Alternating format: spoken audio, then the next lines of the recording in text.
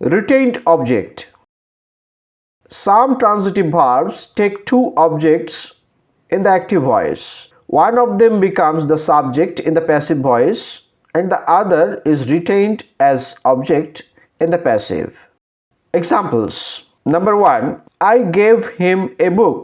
আমি তাকে একটা বই দিয়েছি। Passive.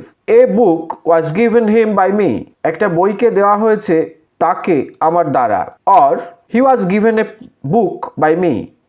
তাকে একটা বইকে দেওয়া হয়েছে আমার দ্বারা। Number 2. Shyambabu teaches us English. Passive forms. English is taught us by Shyambabu.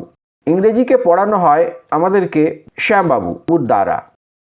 Or we are taught English by শ্যামবাবু.